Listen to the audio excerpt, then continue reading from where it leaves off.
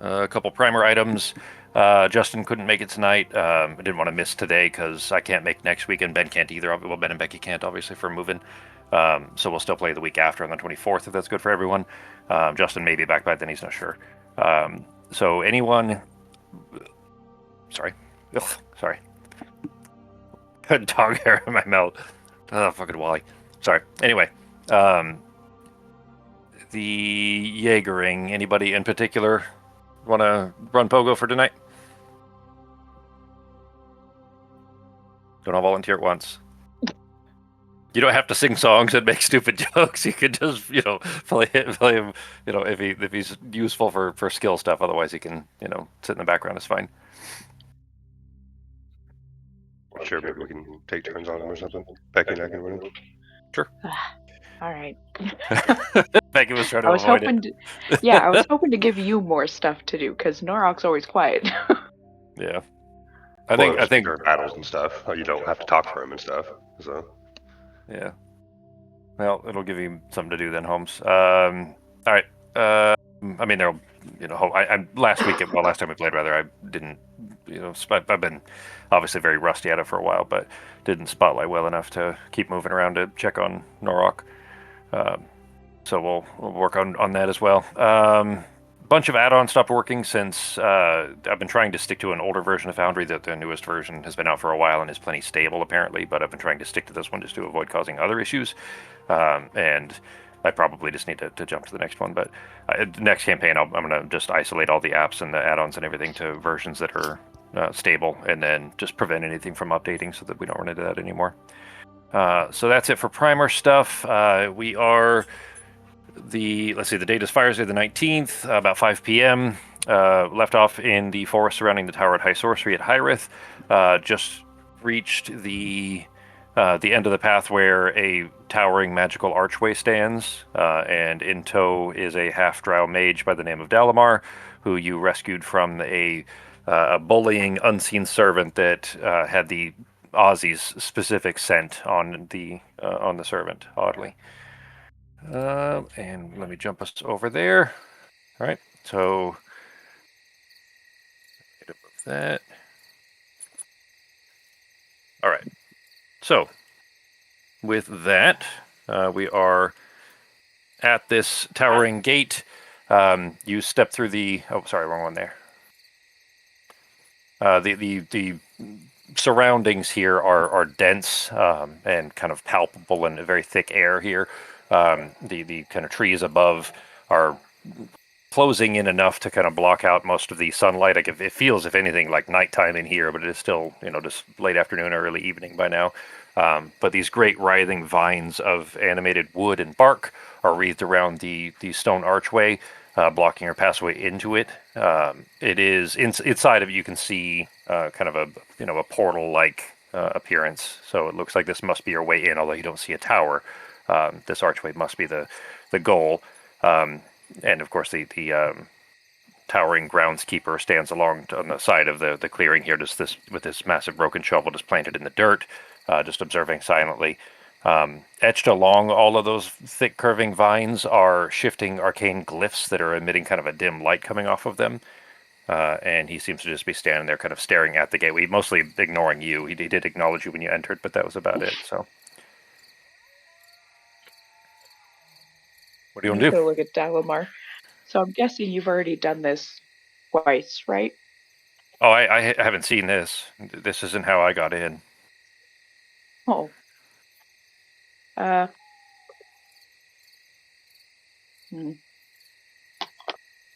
this is new to me. We gotta give him like a memory or something.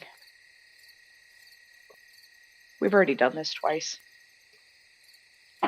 Oh, you mean on the way in, the denizens of this place asked you for things? Yep. Oh, maybe. This one doesn't look like those to me, but I don't yet know. I'll walk up to him. To who? The groundskeeper. Okay. You approach him, he's indifferent to your approach. Would Nazim have any recollection of these glyphs? or any idea what these glyphs are? Make an Arcana check.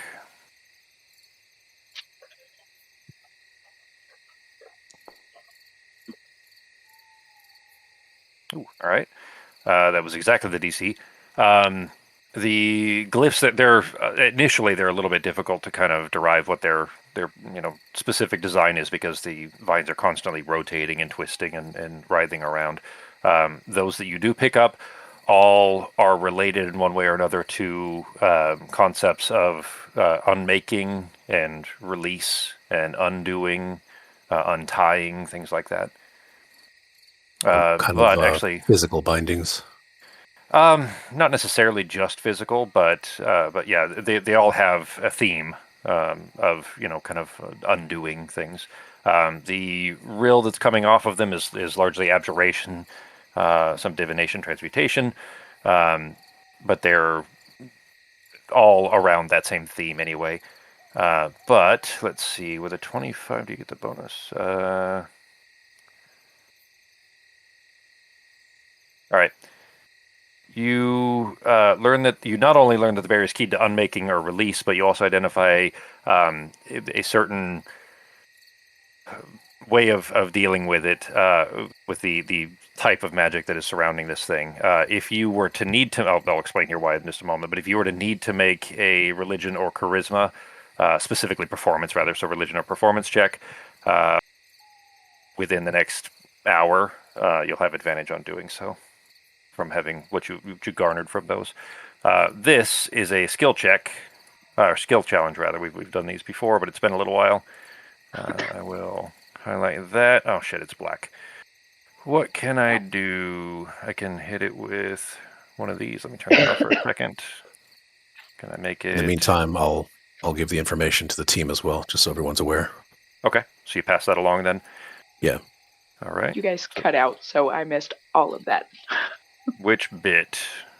I got to right after you described what the ruins did. Okay. That they were for like binding and things like that. Yeah, specifically unbinding, undoing, unraveling, things like that, release. But specifically, the DC he passed it just barely. There would have been a lower version of it. We wouldn't get the bonus. But basically, Nazim, having garnered some purpose from these from the glyphs on this thing, has identified certain ways of dealing with them, basically of working with the unbinding in this, that if he were to need to make another check, specifically religion or performance, he would have advantage on that for the next little while. That said, this is a skill challenge. We've done these before. You had them when you were climbing a mountain near Norrock's people this year, up on Sear Top. You guys need to reach 5 successes before 2 failures. That counts as 1 success, what Nazim just did. So I'll put one over here on this side. There we go. We'll tally them as we go, but basically you can, any of you can do anything you would like. It has to be something you're proficient in, so it needs, a skill test of whatever sort, but it has to be a skill you're proficient in. Anything like if you were to try to aid someone else for the help action, you both would need to be proficient in to be able to provide aid, and so on. So that's where we're at. Certain things, depending on if you meet certain thresholds at different skill, what you're attempting to do, there might be bonuses as well that might make other checks, easier to do. So what are you doing? Well, I know Pogo is better at persuasion than I am, and I am also proficient, so I'm going to help Pogo with some kind of persuasion check to the groundskeeper to let us in some way. Or help. Give me a little more. Elaborate on in what way you're trying to persuade him. Like, Pogo can do that, but and I'll roll it for him, I suppose. But in what way are you trying to persuade? What is Pogo saying? I guess asking him how we get the vines to let us through. Okay. Like trying to convince him to give us a hint or something to help. Okay. Let's see. For Pogo, I will roll persuasion. with advantage. That's a higher DC because you're asking him. Well, he got 2 natural 20s. So with Justin not here, he gets 2 natural 20s on a roll here. The groundskeeper says he does looking down at Pogo with your kind of attempts to assuage the groundskeeper's concerns. He does say, "Few knots are meant to be cut. Most simply wish to be undone."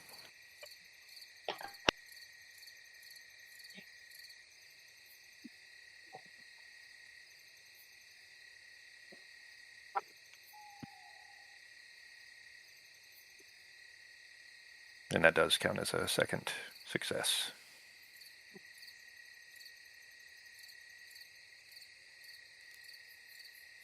No. The DCs do go up, by the way, so it will get harder. And there are penalties for failure as well.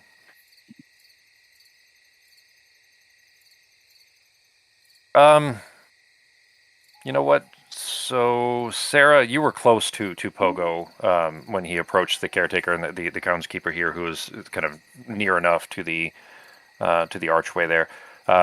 Because you're standing close to Pogo, you know what? Actually, let me quickly get this, I suppose. Where is everyone standing? You have kind of a pathway that leads into a clearing surrounding this giant stone archway. The archway is probably 30 feet tall, taking up the majority of this clearing.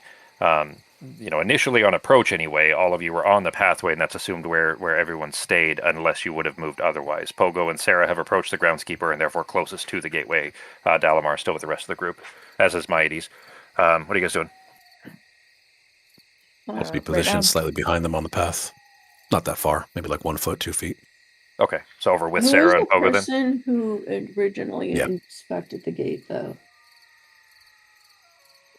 I'm trying to fix it. I'm not sure. You mean, well, who do you mean? Are you talking about like just this session talks? Yeah, somebody went and they did a check on Arcana check on the gate. Nazim did, yeah. I assume that was from some distance because you can see it from there. He wasn't necessarily up Okay. close to it, but yeah, I mean, close enough to have made that, yeah. So Nazim made an Arcana check initially to discern some of the purposes of the glyphs, and then Pogo, with Sarah's assistance, tried to appeal to the groundskeeper to get some information on how to open it. Okay. You said the different ones had different different reels, right? Or different one of them was transmutation, the other one was a few other things. Yeah, so they're all of a similar, I guess, theme.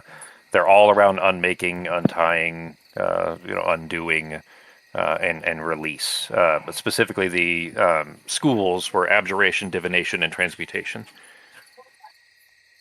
Okay, I'm gonna try speak with plants.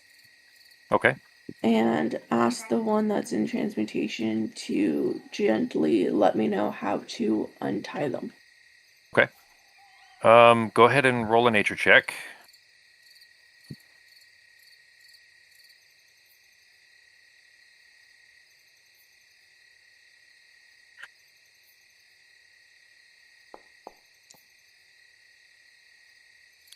Not a great roll. Ouch. Yeah, that was not good, unfortunately. And just as theme of the campaign always has been, there is a surge in the barrier. There's a blast emitting from it of psychic damage. 37 psychic damage to Arteme as the blast encompasses her. She was close enough to be absorbed in it. Everyone else either far enough back or was affected by it. Let's see, for that one, what was the penalty beyond the roll there? Your attempt to speak to this plant, I'm going to tell you that, okay, so a couple other things that I needed to get back to that I forgot there. But specifically in response to this for Arteme, the language, for lack of a better term, like you were able to speak to them, but these kind of writhing vines are not natural to this plane. I'll put it that way. They are alien in nature. and the utterances that you make towards them, the attempt to communicate with them, seem to have given offense of some sort. Like it seems disrespectful almost to the plant. You didn't intend to, and what you said to any natural species of plant here would have been fine. But there's a chilling gust of wind that seeps through the clearing that is clearly some means of dissatisfaction coming from the plants after that attempt to communicate with it. You have disadvantage on your next nature check for the next day. Ouch. Okay. Sorry. I tried. It was a valiant attempt, and usually nature is your bag. It was just unfortunately didn't roll well in your favor this time. Reminder though, that is your one safe failure. Not just you, the whole group. You have to get 5 successes before 2 failures, or the bad things happen. I'll put it that way. Anybody have any other ideas? I think somebody has dispel magic. Yes, but should we brute force this thing? Based on what we can tell, it's kind of I don't want to say sentient, but it wishes to be undone. So there's some form of self-awareness.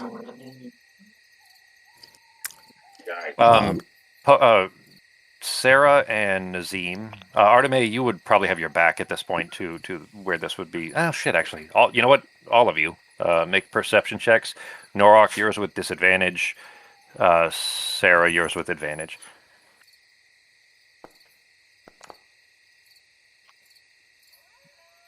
Am I still making one or no? Yeah, you are. Yeah. I think that's the highest perception I've ever gotten.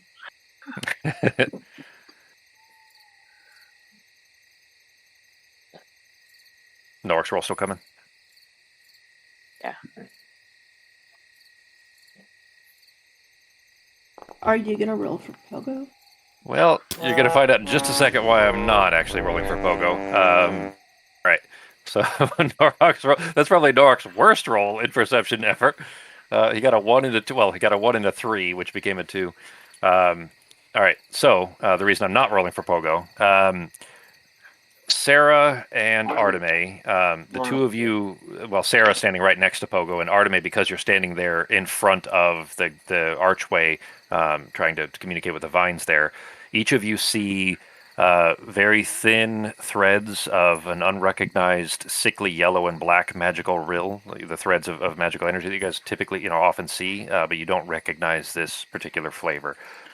They're slowly beginning to kind of stretch out from between the vines, almost like a rapidly moving fungus, like a mushroom almost, just the threads of, slowly forming this loose, almost a hand, like a grasping hand, that is reaching out around between all the vines, out from the archway around Pogo.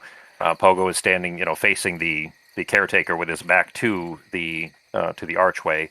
And this loose sphere, they're not physical embodiments, they're a magical rill.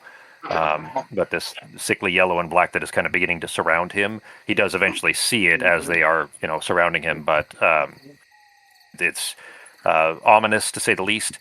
The air is growing very heavy, and there's this very low, discordant and disquieting hum that begins to vibrate in the atmosphere of the clearing here. You know what? No, okay, I'm going to say this. That I mean, you guys Jaegering Pogo a little bit. You can give him some autonomy, of course, as long as you act within how Justin would typically roll him. But the caretaker looking down at you after having conversed with Pogo for some attempt to persuade him, the gatekeeper does, with his booming voice and tone, he says, advising caution, Gleeman. Some debts are paid in unexpected coin. Some doors open only when another closes.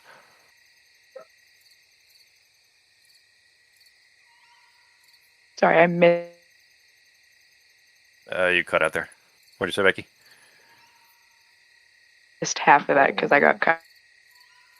You're still cutting out, so I don't know what it is. I mean, I'm guessing that you're saying you missed half of what I said, but you're still cutting out. That's what she said, but she's cutting out. Yeah, so you're exactly. cutting out for her, and she's cutting out for us. Yeah. So they're having internet troubles. I assume Ben didn't hear it either then?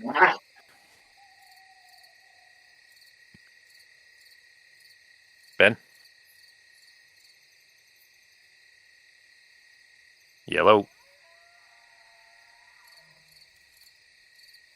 Think they went dead or something. Yeah, maybe. We'll give him a second here. You guys, though, I put that in the chat there so you guys can see it. It looks like it comes up in the thing too. I hadn't noticed that before. Can you guys hear the dogs playing? They're making a bunch of noise. A little. Okay. Just a little breathing here and there. Nothing bad. All right. They're woofing at my feet, trying to play underneath my desk. How are things going for you, Fox?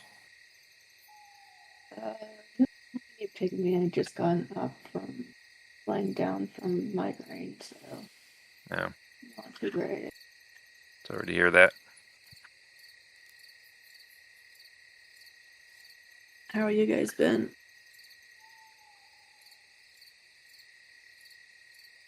I'm good. About to move here myself, actually. Moving in with Sarah.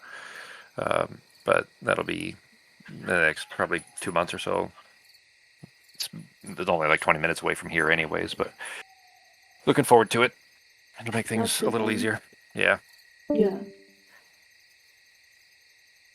The only downside is I have fiber internet here, which is amazing. And after I move, it's just just mediocre cable spectrum, which is, Oh. yeah, so I'm not looking forward to Can that she part. move to where you are? Well, I mean, we discussed options. That was one. Her house is nice. Like, my house here is really great, and it's perfect for the dogs, but it's too small for her and the kids also. So Fair enough. yeah, hers is a better place, and also it's closer to, like, so her school. She's a teacher.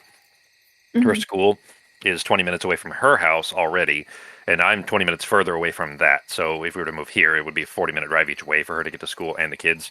So it's just, I mean, it wouldn't be right anyways. It makes more sense to move down there. So That's fair. Hopefully they'll get fiber up soon. yeah, it's so the company is a local one around here, which is really, like, they're a really good company too. And since it's like a community fiber company, then they are expanding and kind of investing in that from the community rather than it being some shitty corporation that doesn't care about going into rural areas. That's good then. Yeah. Hopefully they get it there sooner than later then. Yeah, I don't think it'll be too bad. At least the current expansion, because even they actually have it out like at her school, which is super rural. That's way out in the sticks. So shouldn't be too long then.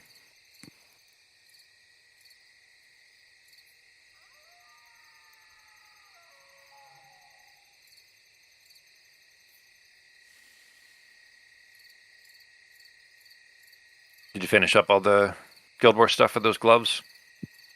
Yeah, and there's some stuff that stayed, so I'll be able to get the other pair of gloves and the some of the infusions with the colors. But it's gonna take a while because I calculated and it was like 820 plus clears.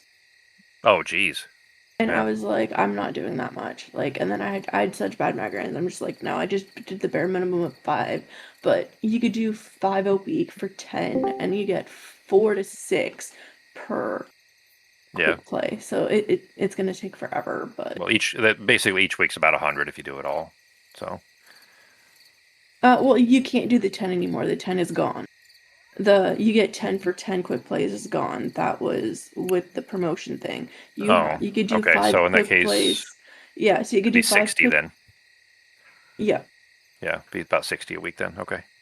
Yo, G. But yeah, that's still not the worst. So we'll see how that goes. Sure.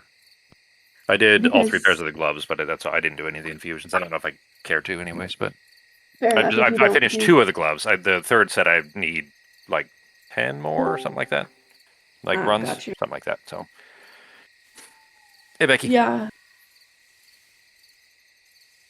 The gloves aren't too much of an issue because I already had other legendary gloves. So they're Sure. like a after I finish weapons project. Yeah.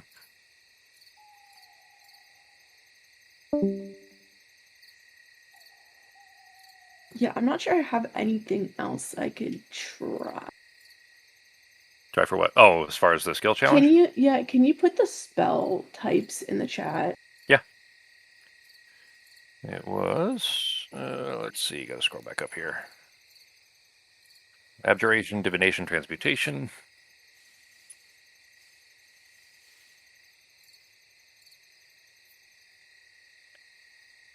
That's not from the groundskeeper. That's just in general. There's we'll finish up the bit there with Pogo when Ben and Becky get back to, and then we can get back to skill challenge stuff.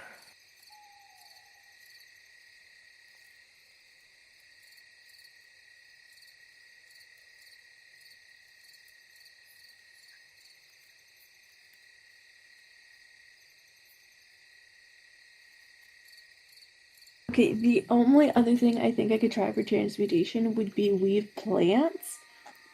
So you can cause the plants to move, shape, or otherwise shift in form for up to an hour. So in theory, I could gently take them apart that way. Well, that would these are skill challenges though, so it would still boil down to probably nature, which you have disadvantage on for the moment. Okay, never mind. Yeah. So what you'd be looking, I mean, spells are good too, but they would still kind of bubble up to one skill or another to make a skill check. So what you're looking for really is the skills that you're proficient in. And then right now you have disadvantage for anything nature related for a little while. The only other thing I have is medicine. Or sleight of hand. So if you can think of a way to make either of those potentially, like I do have a list of specific kind of examples that could work, but you don't have to use any of those specific ones. But if you happen to come up with one that would be, medicine related, that could be useful and you think could be functional, then we try it. Basically, we roll for, I come up with a DC for you, roll it, and we see if you get a success or a failure. Well, it'd be a mixture of medicine and sleight of hand to gently untangle them by hand.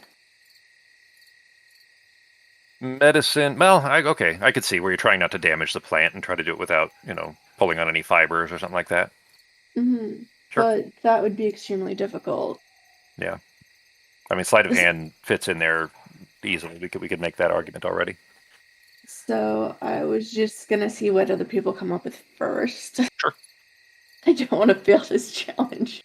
Yeah, there's only well, I mean, I said it briefly at the beginning, but yeah, there's. Oops, wrong. Yeah, I was thinking of just dispelling the magic altogether, but that's kind of risky. That's a little brute forceage. Yeah, so there's maybe, well, up to you guys if you want to try brute forcing it too. What you've seen so far, there may be risks involved with that as well. It's up to you guys on what you think the the vibe of the situation is, whether you want to try something like that. It would be Becky's choice at this point. It's her challenge. Sorry, what I missed? Hey, welcome back. My phone. You're on your phone? Okay.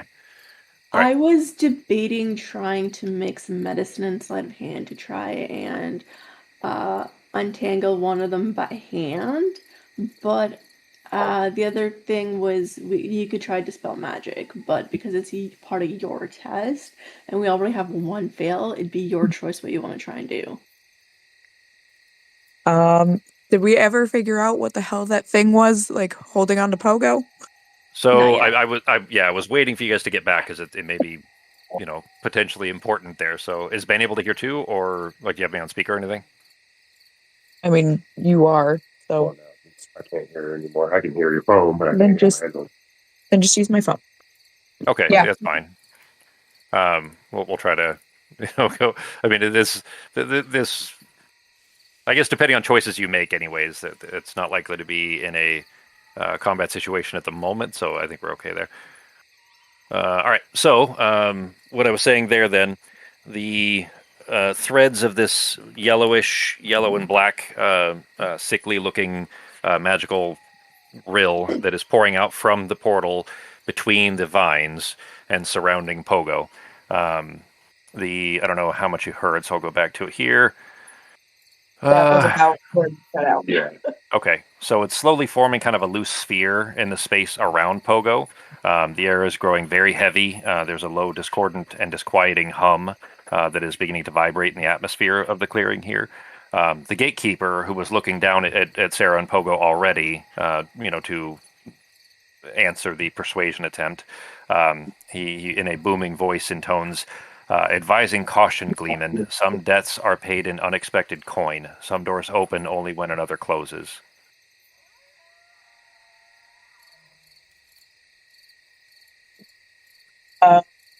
Thinking this is another sacrifice challenge. We bind ourselves with something to unlock.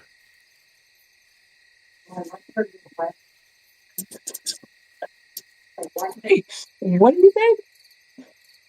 Sorry. Well, I'm assuming that somebody has to die, is what it sounds like. I was going to suggest using Dispel Magic Okay, but on the well, I'm just- Those are based off of what they're pretty different. So that's what it made me think.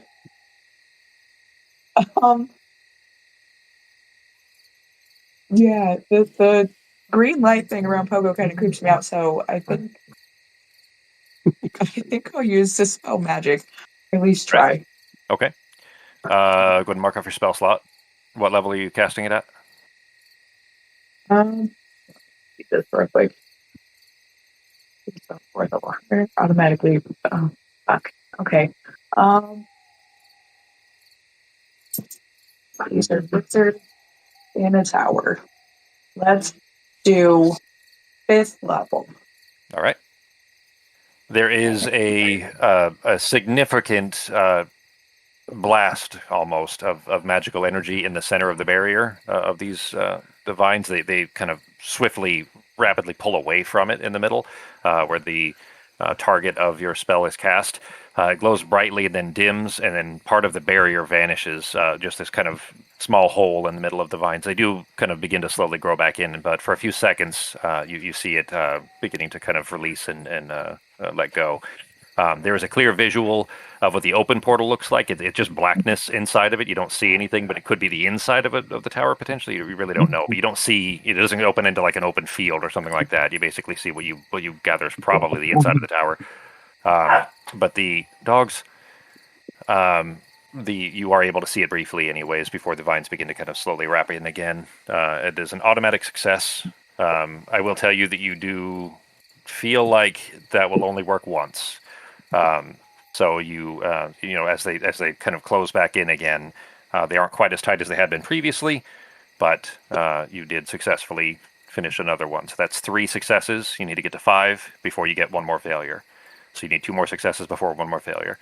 That said, the success of that, your spell there does give you advantage on your next Arcana check.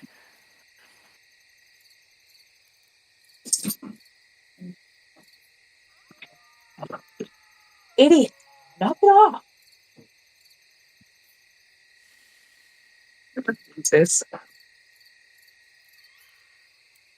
I mute.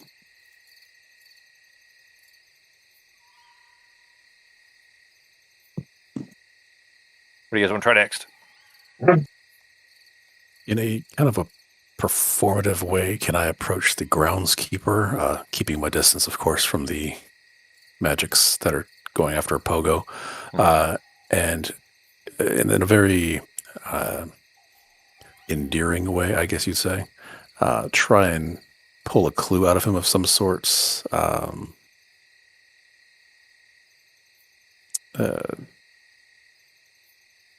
Pretty much weaseling a clue out of him somehow using a distractive performance.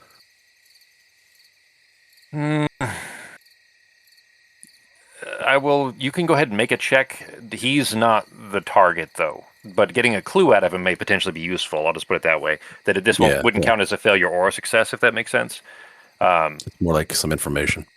Potentially. Do you have advantage on the performance check, though, from your previous roll? If you want to roll that again. Oh, sounds good. That'll do. That's a good roll.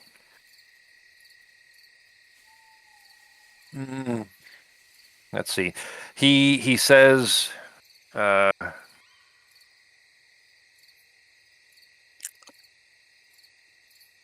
of course, I'll relay this information to the team.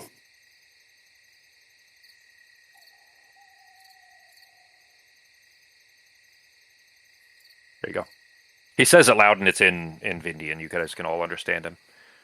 He does say it to you, but his voice is so booming everyone can understand. He says, "These vines understand not our world. Threats and aggression will be met with similar violence." Gotcha. Unbinding. They wish to be unbound. But I wasn't being threatening. I was trying to talk to them. I'm sorry, Fox. I mean, it's just the theme, you know. Fox always has Yeah. to roll badly. That's fine. Did you want me to try to unbind some of them by hand? If you want to, I don't care. Go for it. It sounds more like this thing is personally tortured or has some form of a literal binding on it, but also a figurative thing. If we could think more on a spiritual plane, perhaps.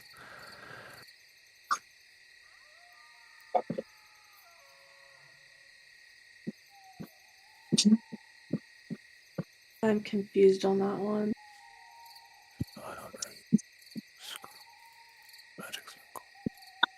It's up to you guys. You need 2 more successes before 1 more failure.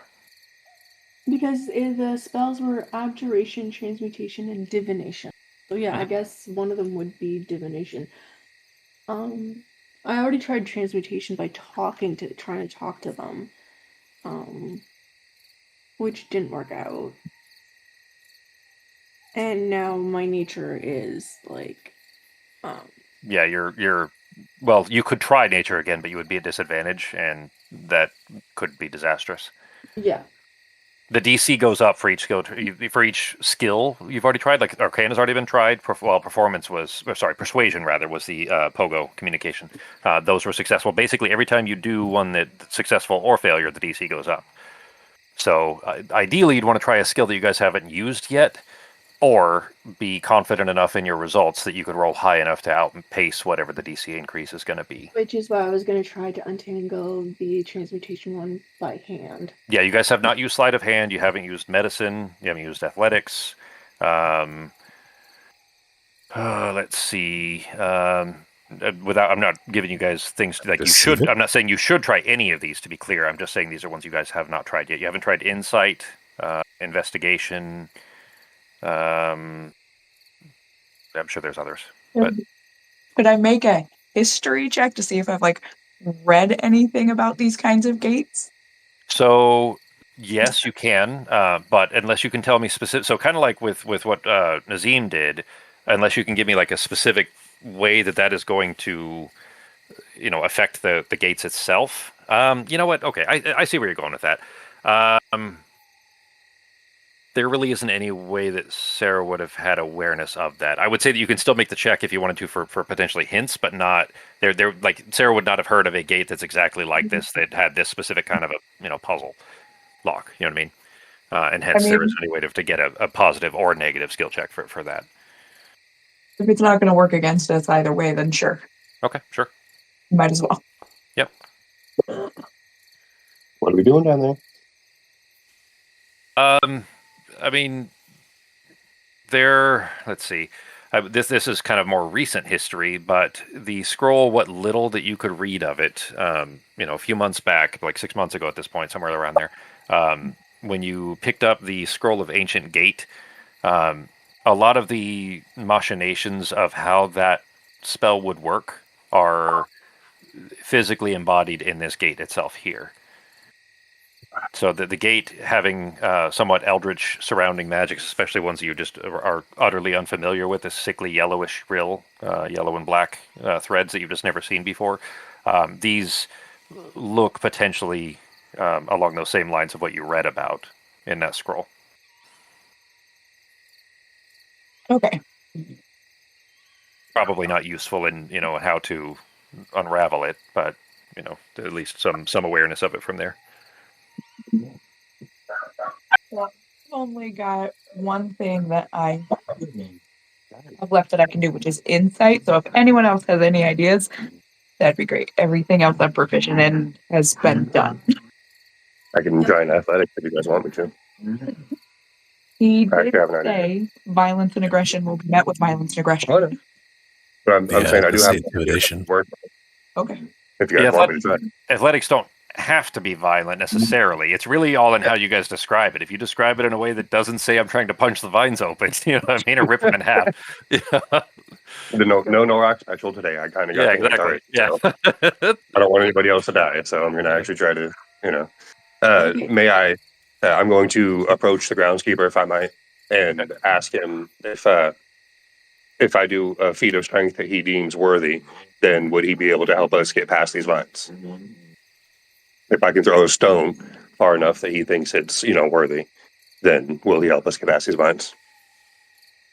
And obviously not hit anything with the stone, just stone throw, like Highland game style. This is a not faceless, but he has a mouth and no eyes and no nose. Like his face is literally covered in a kind of plate of flesh that has been stitched over the rest of his face. That said, reading any kind of emotion on his face is somewhat difficult for that reason because there's very little to see other than his mouth. There is the slightest grin, and he kind of just shakes his head briefly. This gate isn't mine to open, he says. Okay, thank you anyway. Okay, so I'm gonna try to be very gentle with the mix of sleight hand and medicine. Okay. That said, Norok, like you still could try to pull the vines apart as well. Like there's other options. I just wanted to tell you that as far as throwing a stone, he can't open the gate for you. Is what he was getting at. Arteme, you wanted to kind of do the same thing, but in a more dexterous manner, though, trying to kind of gently pry the vines apart. Yes. Okay. All right, that's going to be that's feasible for sure. And with a certain amount of coaxing, potentially something you feel like you could succeed at if you were to roll high enough, of course. So starting DC on that's going to be 25. Oh Let's god. go ahead and make a sleight of hand. Sleight of hand or medicine? Well, the thing is that the medicine is more. That's not the physical action of it. It's still just that's the knowledge that you're using to move the vines apart without hurting it. I would say that that's part of the roll there. That was sleight of hand. That was sleight of hand. Go ahead and make a medicine check, and we'll average the two. Dogs. If this is a failure, there's a problem. Yeah, that's an average of a 22.5 will not be sufficient for a DC 25. That makes a second failure. Unfortunately, both failures that this thing emitted were at Arteme. With another blast of psychic energy, Arteme, you take 42 damage. Yep. Let's see. Let me find the results of the failure. Sorry. I tried. It was something. Those were pretty big hits too. So, all right. The groundskeeper intones, "The way opens only for those who are willing to let it. You may try again tomorrow if you so wish. This day the way is shut." There is an immense just weight and unease of all the accumulated psychic damage from the failures here. Everyone suffers one level of exhaustion that will not be recuperated through the initial long rest that you would essentially take within the next hour. Okay, Next I day, will rather. give everybody some tea.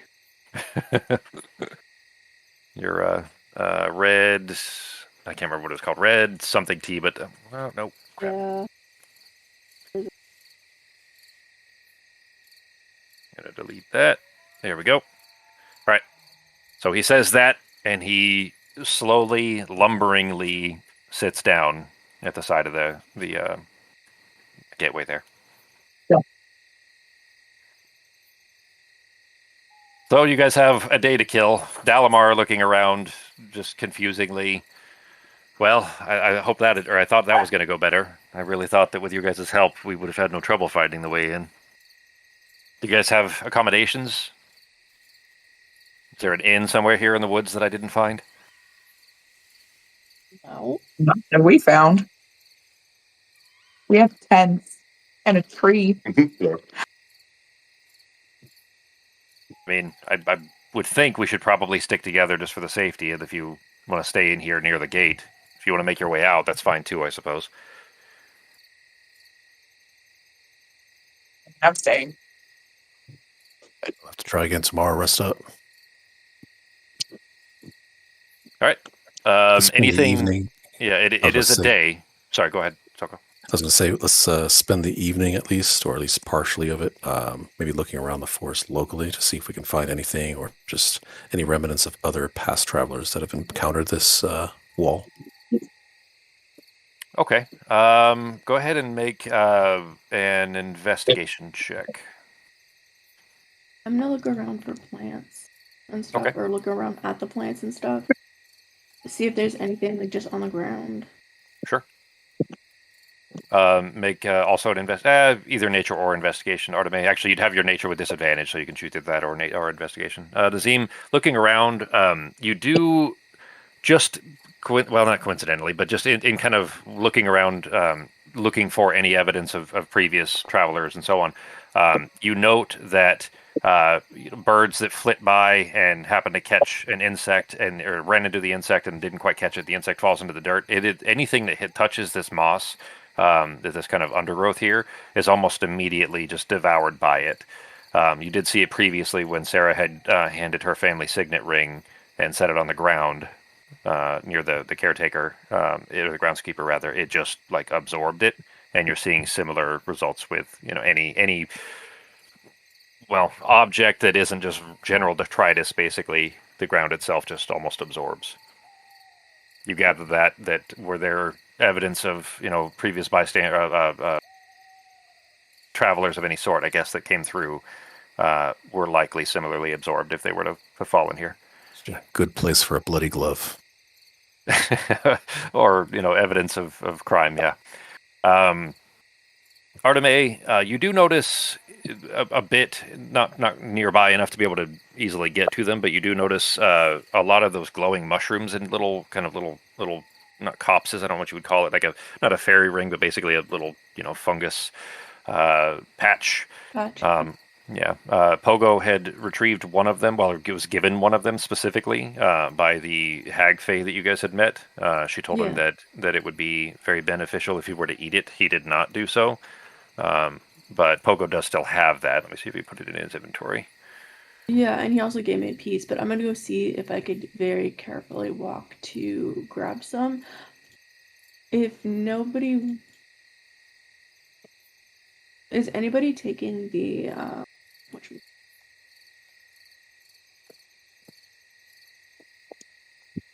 the Taking the what? token of Watchful Grove? It does require attunement, but nobody had specifically said they were going to put it on yet. I forgot about that thing. I mean, you could. I don't care. I gave you the details of it, I think, didn't I? It's somewhere in Discord. Oh, did I drop it in Discord? Okay. Yeah, because I would replace it from my boots at the moment. Okay. Well, you have time over the evening. Figure you're going to do that. Yeah, where did I put it? If it's in Discord here. I'm scrolling back further than that game, I thought. Yeah, where is it? It's on the Embers chat. Yeah, it is. I'm looking right at it. Oh. No, okay. I was looking for a screenshot. That's why. Yep. Thanks, Fox. Pardon me. Yes, that's all the information you guys got from it. From Sarah's identification. Like, if Sarah wants it because it was her test, she could have first dibs. You're good. I don't think it.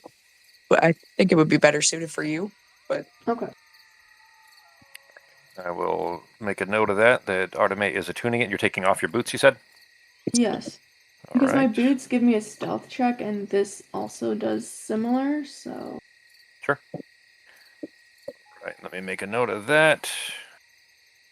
Because I need to add that to the game as well. Oh, it's You're in well in the Foundry. forest. Mine are... Okay, I'll have to swap them later, or swap something else later.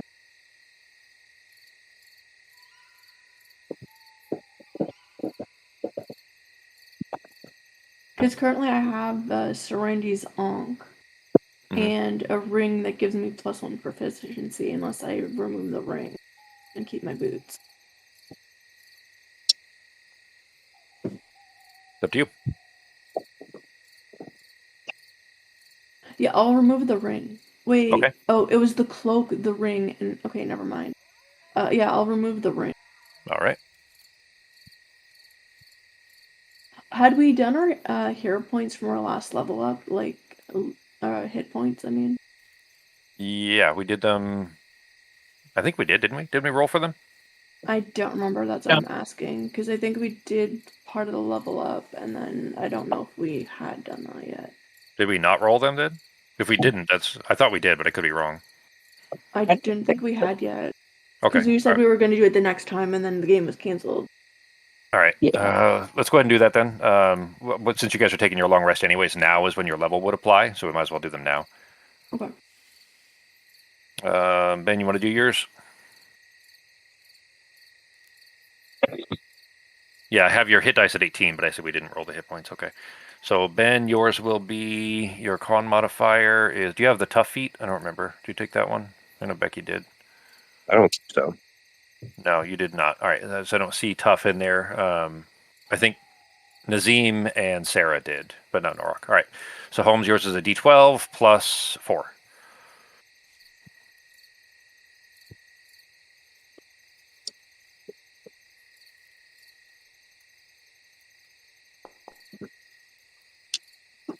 All right, so another 8, bring you to 182 is your new max. 82.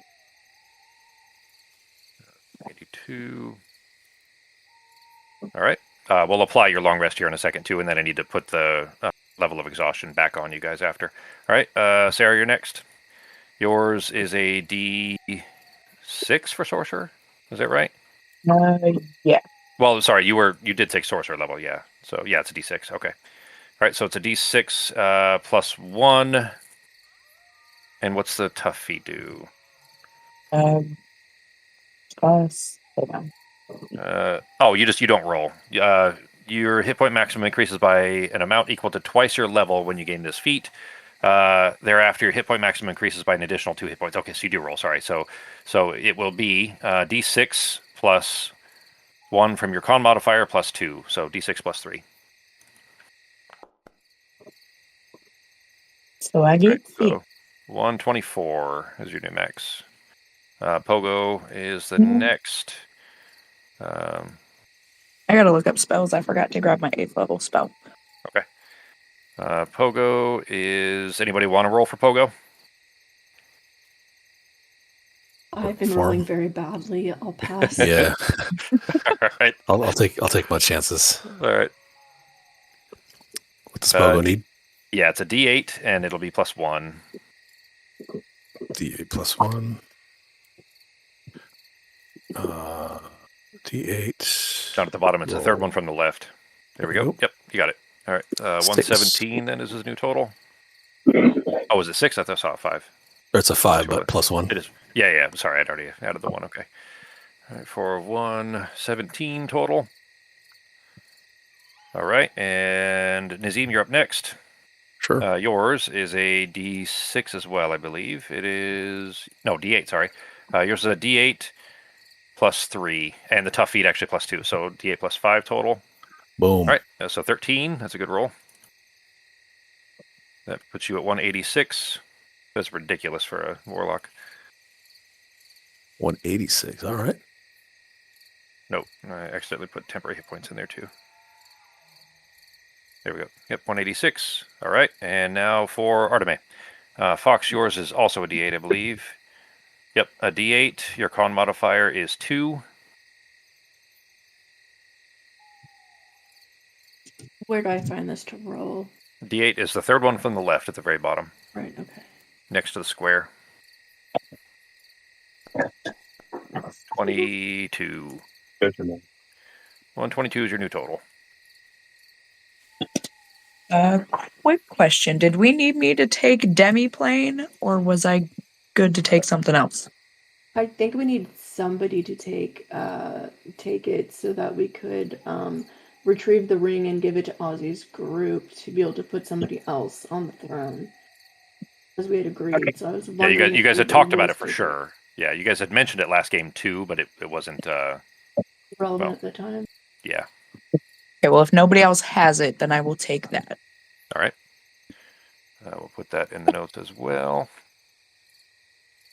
I'll go over everything in level 18 just so we're not spending it all in the game here. I'll put it in Discord just to make sure we've got everything. Taking Demi-Plane spell to recover from Masetsu. And just as a reminder there too, when you guys do go to do that, he is a lich who is recovering inside of the pocket dimension that you left him in. So you don't know how quickly, and the sooner you can do that, the sooner you can avoid potentially having to fight him all over again. But he is a lich that is not actually dead inside of that demi-plane that you guys forced him into, inside the pocket dimension rather. I thought Right. he fell in dead, but no. No, well, yes, but he's a lich, so he just recovers. It just will begin to grow back to the holes that you guys put in his body. It'll patch them back up and wake back up again. To kill a lich, you have to destroy the phylactery. So Did his we do phylactery that wasn't with all before? the others? Well, shit. Well, never mind. You guys don't need to worry about that right now. I may have accidentally said something I didn't mean to say. Right. Yeah, but well, he is. Never mind. Don't worry about it. Don't worry about it for right now. Not relevant at this moment. I may have screwed up a little bit. Yeah, exactly. Yeah, let me use one of those. It's not a huge deal, anyways. It isn't super plot relevant since you guys dealt with him and potentially don't have to go back there. It just adds some what's what I'm looking for? Some additional authority to Teravar's reign if he happens to have the accoutrements of the title, if that makes sense. Did you delete it? No. That was to give to Ozzy's group in case they had problems with Oh, I thought you wanted to Teravar. give it to Teravar. I see. Okay. Well, No, this was okay. to Well, give to that's Ozzy's group in case there was problems with Teravar, because he said he would do like a reign to where like other people go in after. It's not going to be like yeah. just him. So this was the backup plan of, okay, well, if he doesn't honor his end, they're going to have a way in. I like it. Yeah, that's that's a little more relevant potentially. So if you guys want to follow up on that, we'll make that work. I like that. I thought you were giving it to Teravar to kind of give him additional legitimacy. No. So, all right. He didn't tell us about that, so now we're using that to our advantage because that was not part of the deal. Well, he didn't. Serana did. So the Shirako, Serana, Ozzy, Maibi, that group. Yeah. Serana's the one who had told you about it. She was also, well, Teravar was mad about it too, that you guys dropped his body and didn't recover those. All right. So, anything else being done for the time being? You basically have, till the following morning to kill. It was 5 p.m. It'll be the morning time before you can attempt again. Okay, well, I'm gonna go look for mushrooms and other things. You do know this forest is relatively dangerous. I'm gonna be extremely careful. Okay. And all right. I also put I put the token of watch graves, so my footsteps are gonna make no sound, leave no trail, and Okay. they're just gonna I'm gonna be extremely careful with the plants. All right. Then in that case, Arteme will roll your stuff here. Ben, Becky, Sako, if you guys have things you want to do, plan on those, and then we'll come to them in just a moment. Arteme, for yours there, go ahead and first make a stealth check with. Here's the thing: it should be an advantage because of all the bonuses you have. These woods are watching you from every direction. The trees are, the plants are, the bugs are. Everything in this grove is watching you. So I'm going to say make it with a flat roll, which should have been with significant advantage and or disadvantage rather. Well, on yeah, because I ICC, have the cloak, I have the boots, and some other stuff. Okay, all right, but you literally a 10 would have been the bare minimum. So you're definitely being watched the entire time walking through it. Anything below that would have been levels of danger. I'll put it that way. I'm not trying to be stealthy, as in I don't I'm just trying to be stealthy, as in I'm not breaking any branches, or I'm not doing I'm not trying to actually hide. Okay, all right, that's good. Because I did ask the plants if I could grab some samples. Sure, and you did make the agreement earlier with the groundskeeper as well that you would be cordial to the forest here. All right, so you're definitely being watched. You're aware of that anyways. You kind of expected that, so that isn't that particularly unnerving. But you're not really trying to be stealthy in the sense of like trying to steal things or anything like that. So though you're being watched, you don't feel it as necessarily in a threatening manner. Go ahead and make. The thing is, it still should be a nature check, but I'm going to say that you can make where it would be with with disadvantage because you are not again in a threatening manner here. It would be normally a disadvantage because of your failed roll earlier in the day, but we'll make it a flat roll because of the kind of carefulness and the politeness, I guess, and this being a forest grove and you being a druid. All right, your gathering is hit and miss. You managed to break a few stems here and there. It's nothing that is going to get you in trouble probably. Nothing much more than the kind of thing you would do just walking amongst the moss.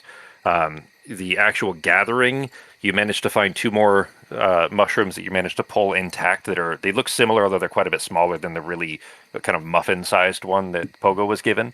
Go ahead and make a medicine check as well. Okay. I was just trying to find stuff that was mostly loose, not breaking anything off. Okay. Well, I mean, any of the fungus, or remember, anything that's broken off, the ground is going to eat immediately. So, all right. Well, with that, let's see. What were the results of that mushroom? You do specifically in the kind of assessment of how that mushroom will function.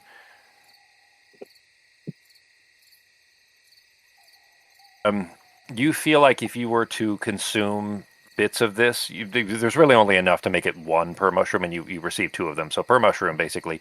The next time, if you were to consume one, the next time within 24 hours that you roll a natural 20, you receive a basically a greater blessing is what it would be. You will a benefit. You'll receive a benefit basically anytime you are particularly adept at anything you do in the next day after eating one. Okay. I'll add them to my herb pouch for now. Okay. Yeah, I guess I'll give one to Oh, Sarah. geez, I'm sorry. I read that wrong. It's your next natural 1 becomes a natural 20. Oh, okay. So, and you receive 2d4 temporary hit points for 24 hours if you eat one. So it's basically eat one. The next 24 hours, if you roll a natural 1, it becomes a natural 20 instead, and you get temporary hit points. Is there an item thing you could add to my inventory for that, or I'll Sure have to can. add it? Okay, I'll awesome. make one for you. Yeah. You have 2 of them, and Pogo has a larger one that 3 people can share, and I'll get the same benefit. Okay. Well, what I'm going to do is I'm definitely keeping one to plant. He had also given me a piece I could use to grow some, so I'm definitely keeping some to grow. So the part you would use to plant anyways is the fruiting cap, which is the part you would need to eat. So if you want to save one of them and not eat it, you can do that. Okay. Yeah, I'm definitely saving one to plant. Okay. Right, then I'm going to put 2 in here. It's, I'm not going to put 1 to plant in here. I'm just going to say, that there's 2 of them in here, but up to you if you want to save one. Sure. And you rolled really high. You actually wouldn't have gotten those details, but you just rolled really high on the medicine check, so. Here we go. Description.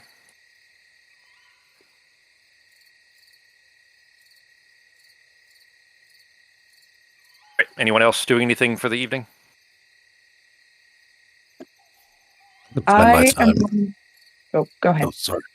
I was going to spend my time kind of walking around the forest a little bit, intrigued by the both regenerative and as well as disappearing properties of the moss and things around it, just for my own personal information. Okay. I do appreciate that type of event, let's just say. Nazim is very interested in that. Well, they're not skin flaps that that they're eating, but were you to drop anything like that, it would likely consume it as well. Although you did notice that it ate the inanimate objects too, like Sarah's ring, her family signet. Give me 1 second to finish this note. Go ahead and make whatever skill you think is appropriate there. If you can make an argument for it, Sako. Otherwise, it would be an investigation.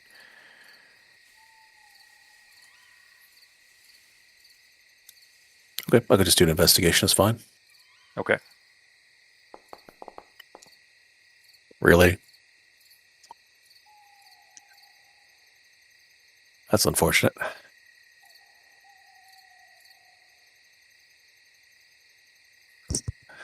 Nazim notices the moss smells like cilantro.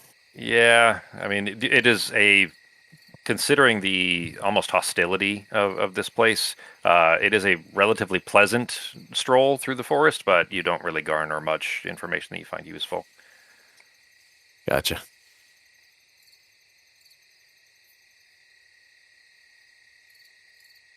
And there we go. I'm sure I messed the logic of that up, but that'll be fine. I can always do it manually. All right, that is in your inventory, Fox. All right, Sarah and Norok. I am going to talk to Dalamar. Okay. I'm just going to find out, like, how old he is, when he, like, is he trying to be an apprentice, or is he just here to, like, take his test? Like, what's his deal? Why is he here? Just be like, Okay. Well, by halfling ken, I think I would be probably 35, 40, I think, in your age, in the small folk lifespan.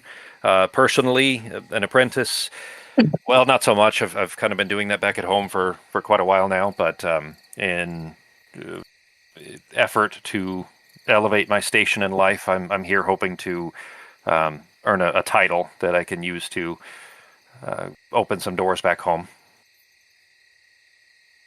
Put simply, an apprentice, no. And he kind of chuckles a little bit. I don't mean to be rude. I don't know what your goal is here.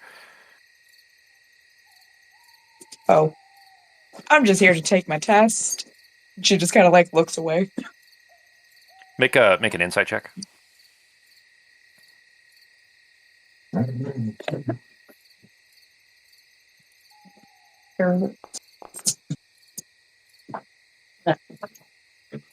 Oh shit! Your guys' skill check should have been minus 1d4 for exhaustion as well. Why did you get minus 1d4, Sarah? Did you put that out on purpose? It's the exhaustion. But you applied it yourself? Okay. Yeah. Yeah. Well, Sarah Arteme rolled so high that the d4 wouldn't have mattered on her medicine checks there. The investigation check was already a failure for Nazim, so that doesn't matter that it would have been a minus a d4. Neither of them would have been affected, basically. So good for having put it on there for you already, Sarah. I mean, 21's still pretty good. He's not being truthful. He's not telling you the truth. You're certain that he's being deceptive and omitting information, and he's outright lying by his skill level. You haven't seen him really cast anything, but earlier when Norok was chasing after the unseen servant, remember that Dalamar was being harassed by. You guys, I think Nazim actually had tried to suss out whether he was. I think it was Nazim was trying to suss out if he was legitimately scared of it and being bullied and so on. And the role was inconclusive, I guess I'd put it that way. Right now, though, you definitely feel like there's some deception going on. Do I get the feeling that this is like Ozzy in disguise? I'm gonna say, using that same role, no. You don't feel like that. Ozzy's scent has since dissipated after the the not quite murderous, because he doesn't need air, but you guys shoved him in the bag of holding. Remember, you guys have a captive unseen servant currently that is just living in your bag of holding right now. So I mean, it's not murder. Yeah, it's not murder because he doesn't need to breathe, but he is like kidnapping at the very least. Like it's definitely a capital crime in most places in the Empire. But yeah, as soon as you did that, the scent, the very distinct. I said a cologne. It's not really a cologne. It's just kind of his natural scent from whatever oils and stuff like that he keeps on himself all the time. That's what that unseen servant distinctly smelled of. Dalamar does not. He's a very distinct individual. Okay. I'm just gonna be like, that's cool. I hope you pass. And I'm just gonna kind of like walk over to like Norok or Pogo and just be like, something is seriously wrong with that guy. Like he just straight up lied to my face. All right. I gotta make a check here real quick. Sorry. Okay. All right. That's good. Norak, Sarah comes over and tells you this. Nazim and Arteme are nearby, in the woods, not too far away. It's just you and Sarah here at the clearing. The groundskeeper still, he's not making a noise, but you look over, he doesn't have eyes, you can't tell if they're closed to see if he's sleeping or not, but you gather this must be what is akin to sleeping for him, in some, form of stasis, basically standing near the portal there, the archway. Dalamar himself is kind of standing and facing the archway, just, studying, it seems like. What are you up to? Well, I was going to go kind of walk around and check everything out to see if it was safe, but now I think I'm going to stay close and Okay. not obviously make it obvious, but I'm not going to leave a little. Have we set up a camper? Is this where we're going to stay after the night or wherever? I mean, We this have area. not set up a camp yet because I have been investigating things, but when I get back to feed the mimics on the broom and make the tea, I will put up the treehouse. Okay. All right, then I'll just be hanging here where Sarah and Galmar and I are until Nazim and Artem get back. And then just, casually keeping an eye on Dalamar, I guess. If I got that information from Sarah. All right. Pogo looks up at you. I like that idea, big man. I don't know that this is a safe place to go wandering around too much in. Yeah, that's true. I ain't fleet of foot. I'd probably just fall right into that moss and get sunk in like quicksand. You all want me to play a little ditty? And he pulls his lute off of his back. Do it. I'll get mine out too. My loot. We'll do Doesn't some he have a dueling. thing for inspiration? What, Fox? Doesn't Pogo have Bardic. a thing to give people inspiration?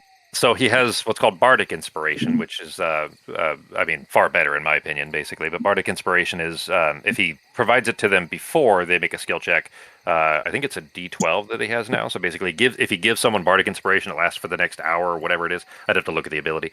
But the next time they make a skill check, you get to add that die, a D12 right now, rather, to that skill check. Okay, that would be useful for tomorrow then. It might have been good for the skill checks you guys have been making so far. But Justin's not I here don't to have know his provided. character. That's okay? all right. That's totally fair. You guys don't need to know each other. Well, shouldn't need to know each other's characters. We don't normally Jaeger. You know what I mean? This is just extenuating circumstances here. So, all right. Well, then, in that case, Sarah Arteme eventually returns. Nazim comes back somewhat empty-handed, having learned not much about the surrounding woods. Very disappointed. Probably there's you feel like almost disappointed, that there is clearly a lot to be garnered from this, were you to have a little more time with it, basically, in these woods. Although they don't feel hostile, you don't feel like you would be allowed to just roam freely in here once your current goal is met.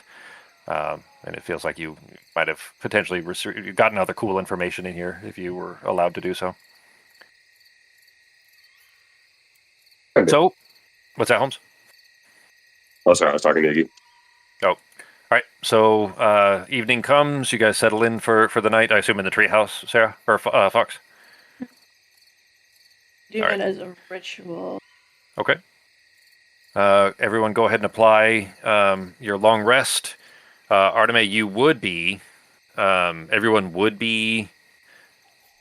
Oh, cool! I didn't know that. Everyone would still have exhaustion. From the previous one was going to last 24 hours, regardless of whether you rested or not. But the red mint tea that Arteme concocts, go ahead and make Fox. I think did I put it in the tea itself that tells you what check to make? Let me see. I know I did years ago on Fantasy Grounds, but I don't know if I don't think on this one, no. Okay. Because I made the entry myself for the red tea. Did you? Okay. They're just red mint tea. Let's have you roll. I mean, if you could make an argument for any other form of it, that's fine. I would say even medicine potentially. Otherwise, maybe just sleight of hand for having made it. I think medicine's probably best. It is effectively making a medicine. So go ahead and roll a medicine check if you want. Depending on the roll there, we may... That's certainly sufficient. All right, so no, everyone, assuming you choose to drink this caffeinated tea that Arteme has concocted, no one has a level of exhaustion starting the day when you otherwise would have. Go ahead and apply your long rests if you didn't already. I applied it for Pogo. Norok, I see yours. Yep, I applied it. Okay. All right. Nazim's done. Sarah's done. All right. So Artemis, you just got to apply yours, and then everybody's done. Cool. All right. Yeah, no longer bloodied either, and everybody's back to full health. Your spell slots, everything back. Artemis, did I? Oh, whoops. Yeah. Okay. There we go. I accidentally added temporary hit points. I think on you when I was applying hit point. The new version of adjusting maximum hit points, the temporary hit points, it automatically moves to that field right after. And I think I accidentally put them on there for you. All right. Morning comes though. Although I'll tell you that in the woods, it really feels like next to no difference. There really is almost no change, just because it's so dense in here that even the sun above is barely visible through the trees, and the moonlight is illuminating nearly as much as the sun. That said, the morning comes. The vines surrounding the gateway look about the same as they did when you initially approached. They're not quite as dense, this dense wall that they had become after the second failure, and they kind of blasted Artemis away. That said, you are now in a situation where you have 3 successes and 2 failures. Every failure from here out is the same blast, the same exhaustion, the same problem across the board for everyone. So every blast is another day. Every failure is another day. And you need 2 successes. The groundskeeper has stood back up again. At least it hasn't completely reset. I don't know. I mean, I have advantage on my next Arcana check. Because you did say next. That doesn't stop at the next morning. No, it's 24 hours. All of those boons are 24 hours, but it hasn't been 24 hours yet, so you're still okay there. Dalamar does say, I mean, I'm here. I could certainly try to help if you guys think it would be useful. I'm assuming that at some point throughout the night, I also warned Nazim and Fox about him. Okay. All right, so Nazim and Artemis, you guys are aware that Dalamar was deceptive in his answers to Sarah about his skill level in history. Okay. The name seems familiar. Have we met somebody with a similar name before? I don't know. Let me go through my notes. I gotta do these better. Okay. Didn't we? No. Hang on. Maybe. We've established that we can communicate with this thing, right? In some manner. No, I tried to speak with plants and it got insulted and I got very badly damaged. And then I tried to gently untangle one of them and it didn't like that either. The druid, these vines, and the druid has pissed off these plants more than anything else. I was going to try deception, but try to appeal to its plantiness, but they're an alien plant, so yeah. Unfortunately, I did more harm than good.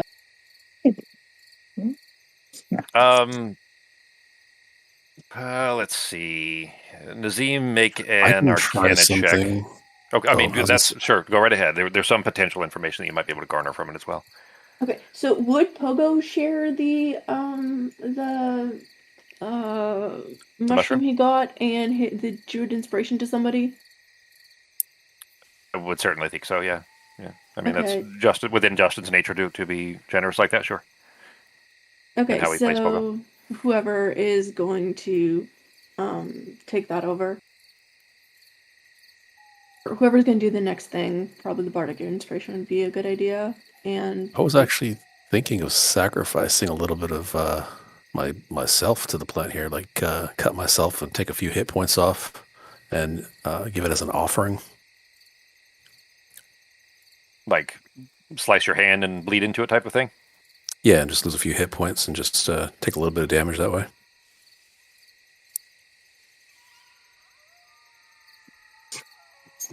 What do you guys think? Are you doing that, Sako, or are you asking the group?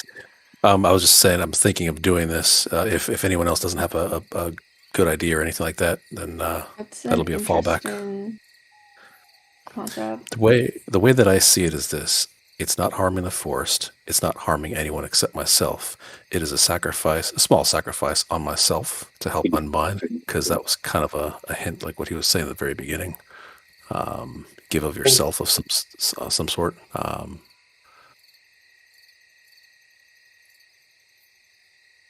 So that was just my idea. Sarah, this is kind of your bag, so it's really, you guys can all decide amongst yourselves however you want to, but they've all kind of leaned for your decision since this is your test. Okay. God, sorry, I was searching through my notes, looking for a name. What are we doing? Sokka was going to suggest that he give a little blood to the plant and see if it helps with his little sacrifice. Like he's not going to hurt himself too bad, but Yeah. I mean, sure. Just a small Sure. sacrifice. Yeah. I mean, All right. The other Go thing ahead, is, whoever's playing Pogo, he has a mushroom that 3 people can eat, and he also has bardic inspiration for whatever people want to try. I mean, that's up to you guys. I'll tell you that the initial point of that, Nazim, will be a medicine check just for cutting yourself in a functional way that is, hopefully not, going to nick a tendon. You know what I mean? Would you like me Stab to myself do in the the jugular. cutting? Do you want Artifact to do the cutting? That would be good, yes, because I'll probably hit a jugular. In your hand Just somehow. no jugular in your hand, but okay. Oh, I'll roll a natural one. There you go. Yeah. End up accidentally nicking his neck. All right. Oh, for the love of... Oh, shit. That is amazing.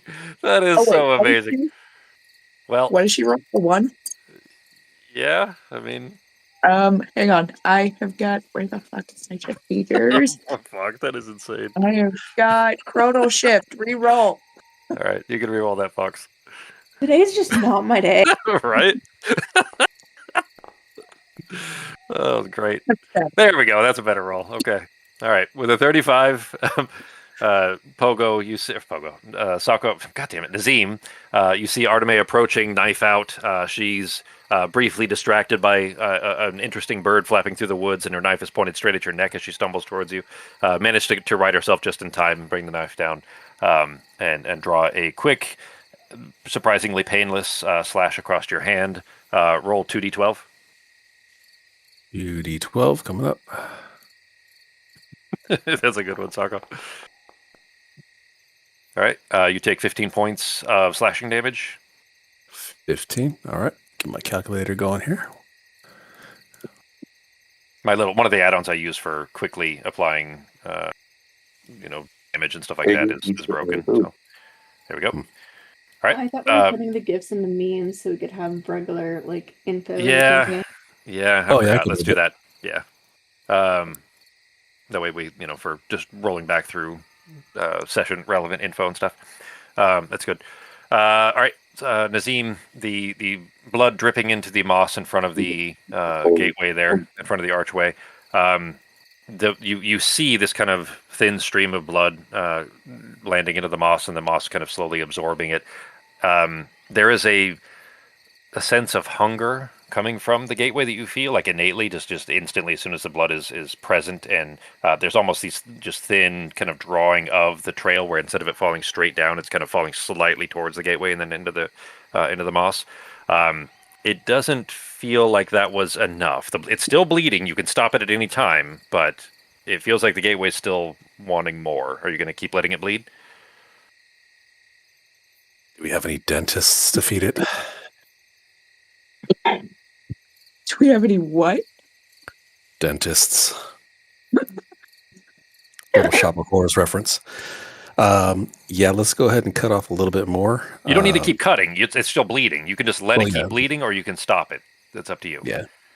I'll let it bleed a little bit more. And okay. Roll 3d12.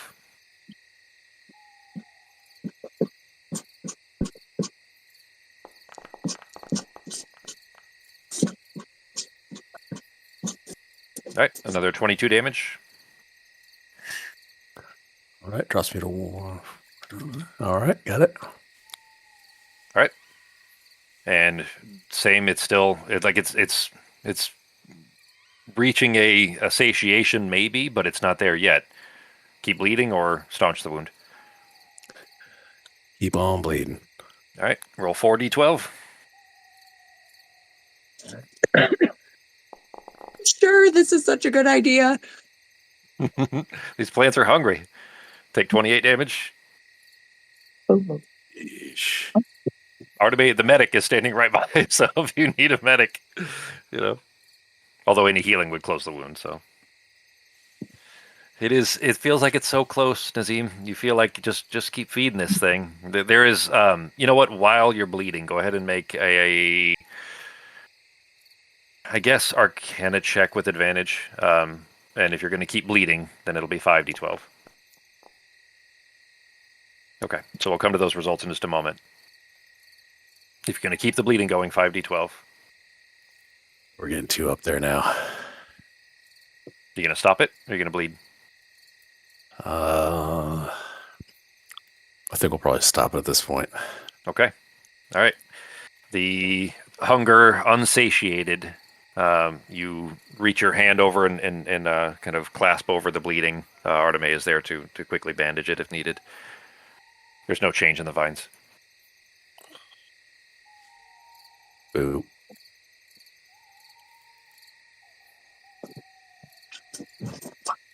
Should have went for the jugular. He almost did with that natural one.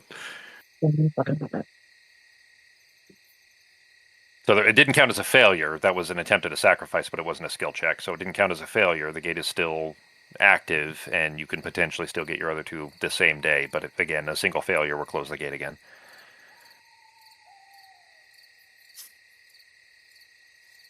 I'm still okay health-wise in case we got to take a blast, but that 5d12 would have put me in some danger zone. Not going out for a plant.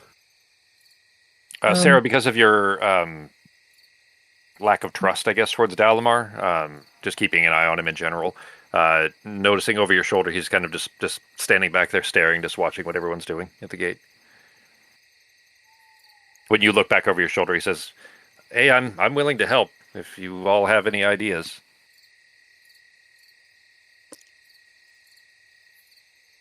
I mean, sure.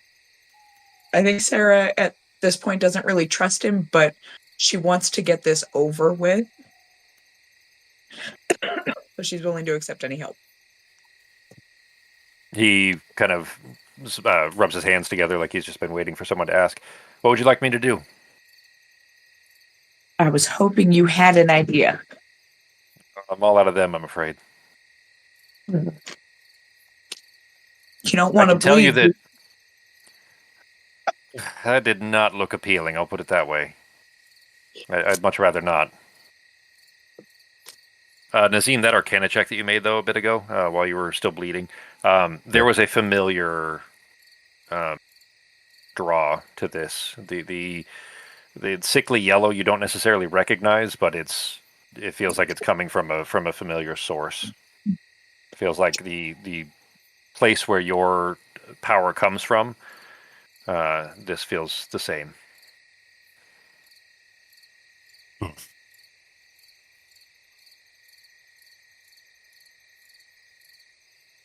But you said it seemed like it was almost satiated with the hunger for the blood.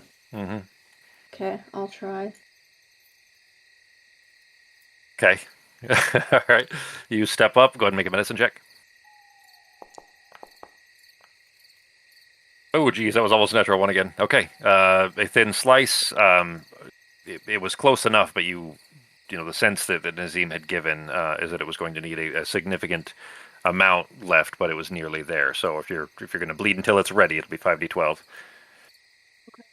Potentially, we're looking at total amount. So.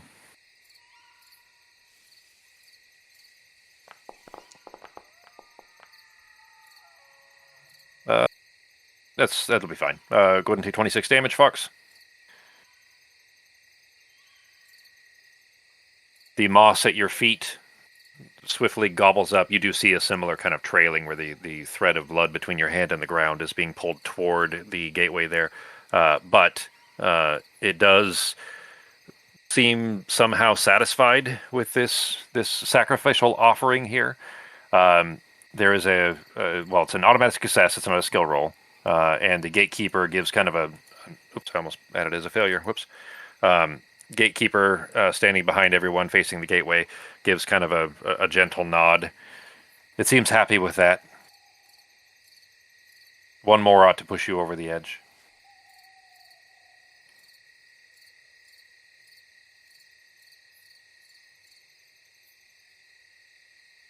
Pogo steps forward since everyone's low on ideas. He steps towards the gateway. Well, I think we've tried some of the things I'm already good at, but I mean, I don't know what I can give. Maybe I can sing it a song, and as he's halfway through that, those same yellow-black tendrils that were kind of feeding out from it and surrounding him previously begin to wrap around him. Well, I mean, I wasn't really looking for that kind of touch, but guys, any ideas? Seems to very much dislike or like him, one or the way or the other. It is slowly kind of wrapping towards him, and you see him unwillingly walking towards it. I'll put it that way. Like he's surrounded by these threads that are clearly uncomfortable to the touch. They're otherwise intangible, but when they touch him, he's like kind of having to jitter away from it, like electrical almost. And he's kind of stepping towards the archway, trying to avoid it. Guys, I don't know what to do here. Kind of either. I mean, I guess I could follow it, or any ideas? Anybody know anything we could do? Try something out of the ordinary. I'll float over to him, float over the yellow stuff, I guess it is, getting close enough to him.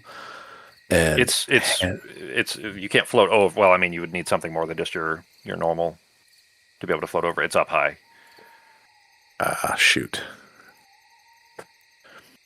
Can I get to Pogo from here easily? Yeah. Can I walk up to Pogo, avoiding any of the yellow stuff, and hand over one of my swaths of leather, holding onto it, and tell Pogo to grab onto the leather, and I'll start walking back with him. So it's like a leash, a short, leathery leash. I'll try anything. He reaches out and grabs the as best as he can, but as soon as he reaches towards your hand, one of the yellow-black threads passes through his head, and he yanks it away like it hurts. Yeah. Can I just use another 5th level dispel? I mean, I will. I'll try. Okay. I think mark that's off the going spell to be met slot.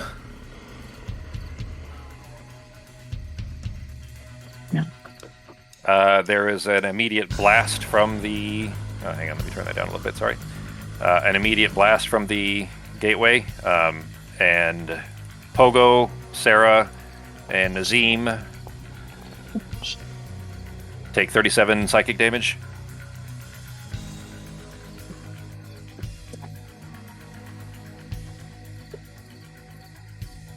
And Pogo, continuing to be pulled towards it. With my psychic damage resistance, is that halved? You do have psychic, yeah, it is. All right, halved.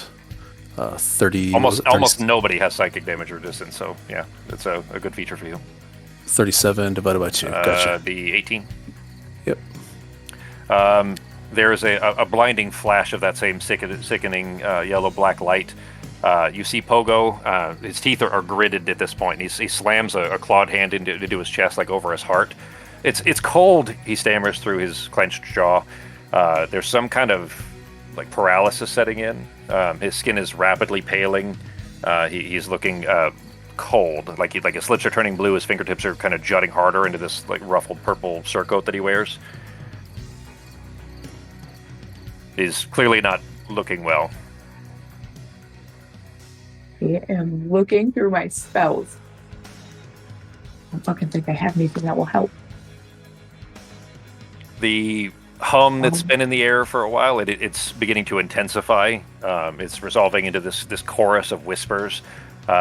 There's the meaning is chillingly clear, though, specifically to Nazim, because there's a discordant voice that erupts from this chorus of whispers, and it's murmuring in a language that Nazim is the only one of you that understands. It seems to be speaking just into the ether, like it's talking to itself more than anyone in particular. Yellow King's voice. It sounds exactly of that sort, yes. You had met him previously, as did Pogo.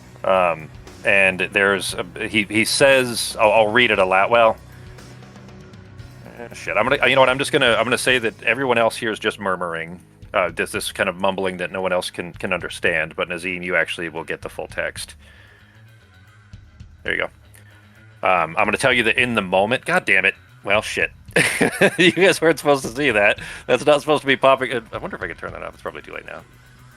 No, maybe not. Anyway, Pogo understands it. Nazim understands it. Pogo's eyes turn a terrified white as this force is pulling him in towards this into the portal here.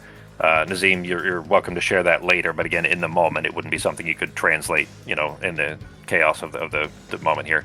But around Pogo, the yellow-black threads are reverberating violently surrounding him, just kind of distorting his form.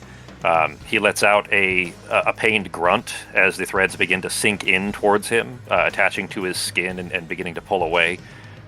He flickers, he starts becoming kind of translucent and then opaque again, just back and forth over and over again, just in rapid succession, as if parts of him are being erased from this plane, from this reality.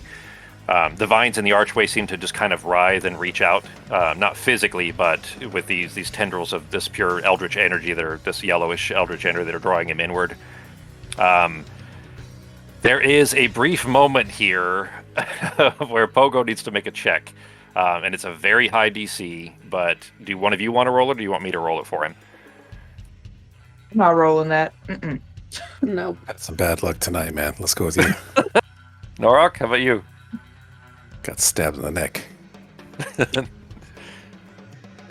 You want to roll it for your buddy Pogo? I don't know. I haven't rolled yet tonight, so I guess I'll try my luck. All right. He might not be my buddy after this, but... All right, so it's a DC 30 charisma. His charisma check is his charisma modifier is a +5, so you need to roll.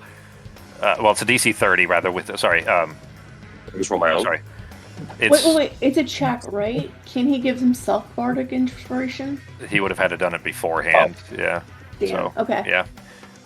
But it is it's charisma, but we'll call it persuasion, which is a +17. So on a 20 Holmes, you need to roll.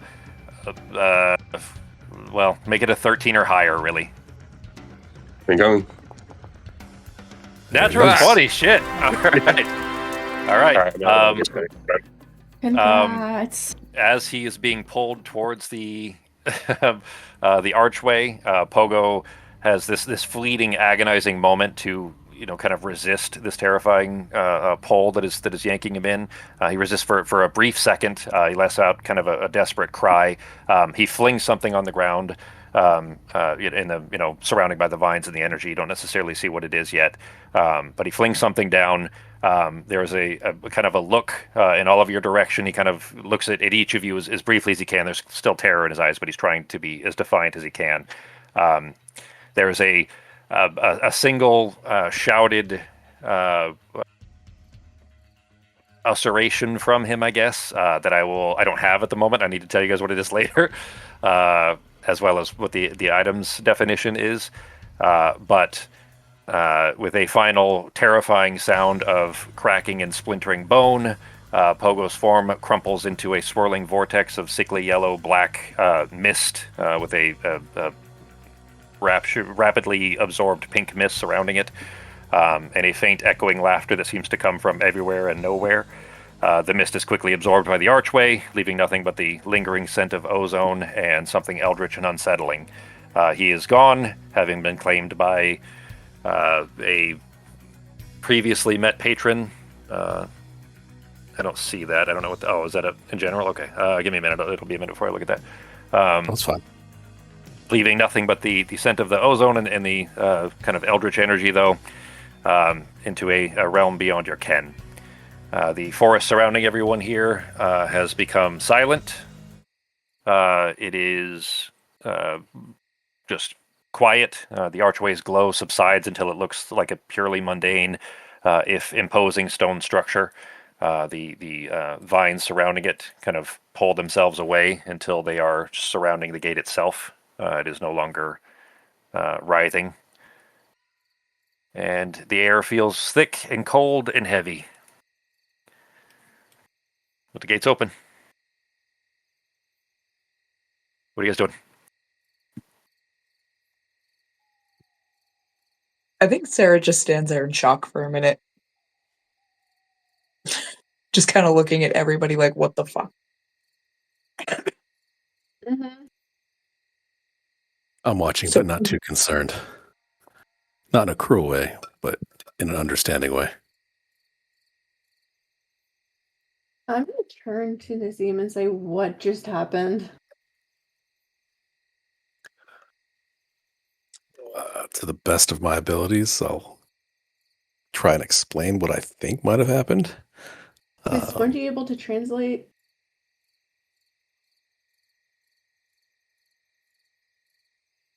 I mean, I So- think I understand as a character. I mean, I don't think Norok understands, but I think I understand.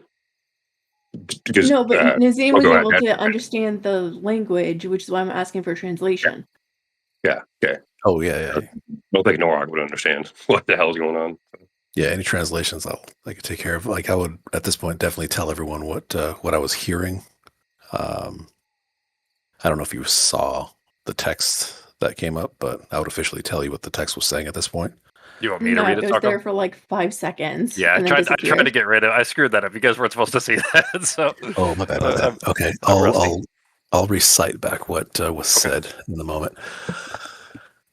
A familiar voice that I kind of very much knew from my past, from my changed times, was speaking ethereally, I guess, in the forest. And he said, "A predictable spark of defiance, a life granted in exchange for a task refused. A single thread in my tapestry, yet it presumed to unravel my design. Foolish halfling, the gift of breath is not a right, little gleeman, but alone. And now the interest is due, a soul that forgot its place. I return you to the nameless void from whence you were vomited."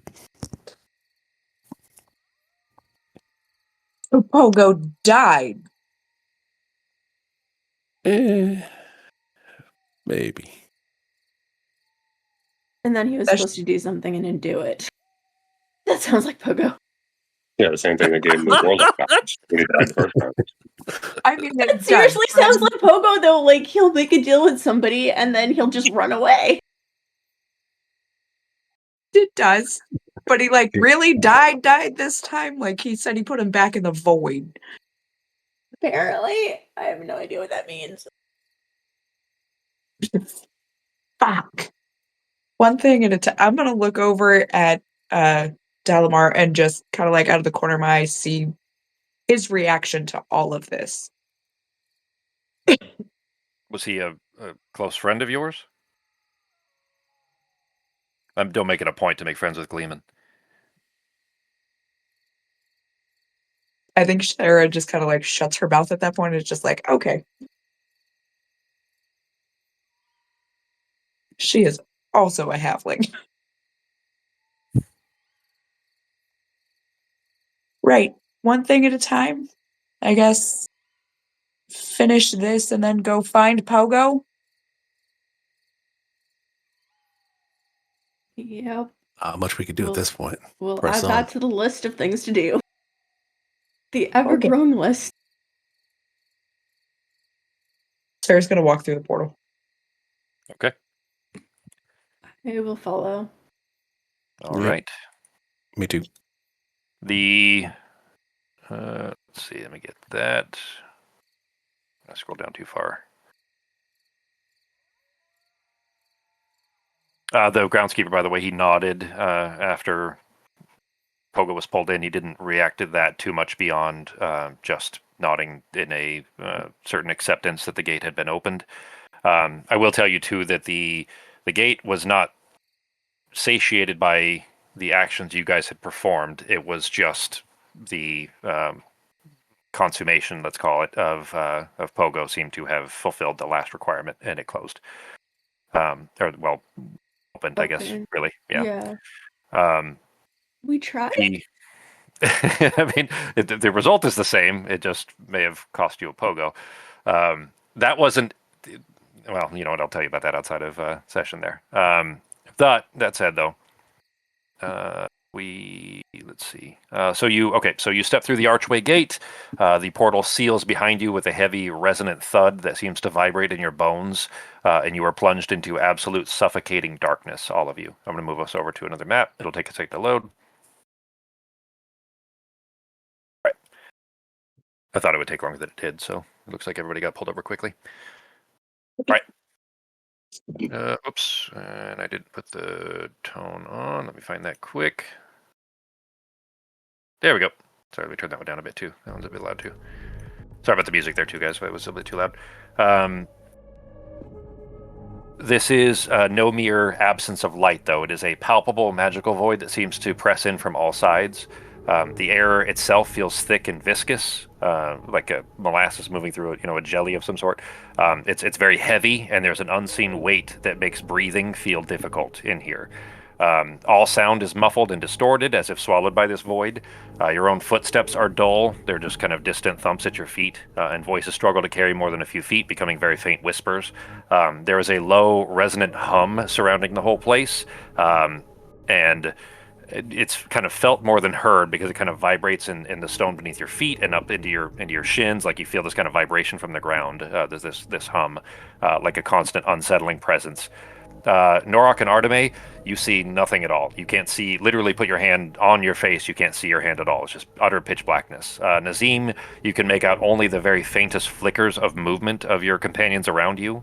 You see black shadows that are moving against black backgrounds, and even then you can only see them when they're very, very near you. You can almost make out next to nothing. Sarah, you can make out basic shapes within a few feet, purely in shades of very deep gray, but literally within maybe 5 feet at the most. Nothing more substantial than that, though. And you feel a strange, almost painful resonance with this darkness, but it offers you no clarity. It's just the kind of familiarity with where your magic comes from.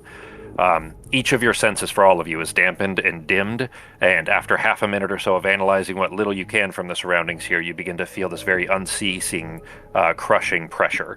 There's a kind of an invisible force that's pushing down on all of you in the room here. So, this room, this is a very specific kind of challenge here.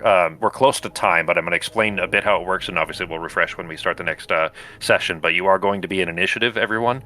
I'm going to have to... Yeah, you guys can't do it from there, so I will put you guys as... You guys can see the map, right, everybody? The It's red. just red. Sorry. That is that is the map actually.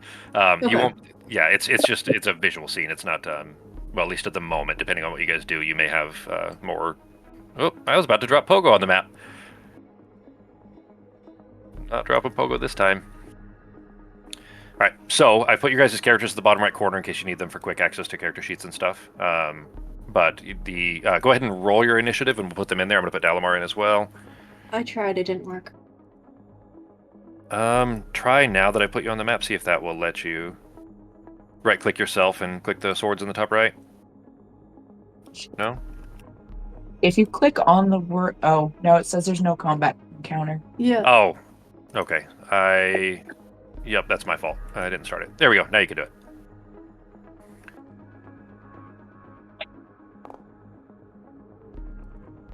I put Dalamar in there.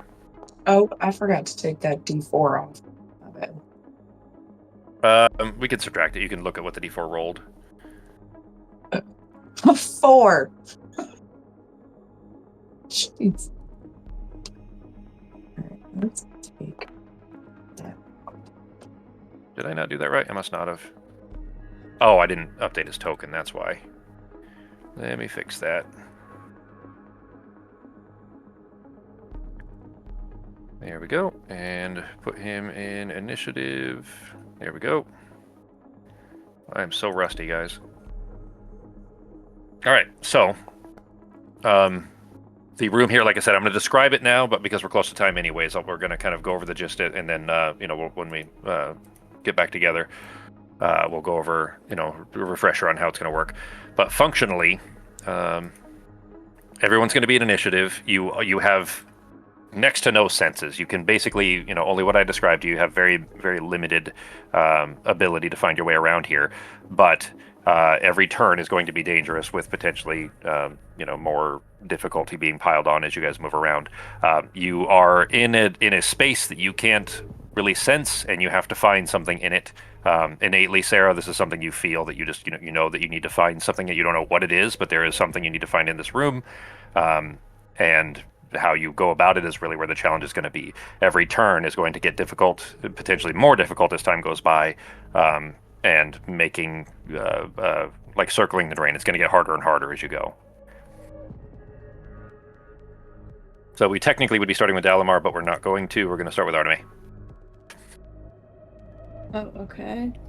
So all of you in this space here, after just dealing with what happened to Pogo outside, and in this kind of very unsettling room here of this invisible magical force pressing down on everyone, the start of your turn, make a DC. It's a 16 to start. DC 16 strength save. Artemis.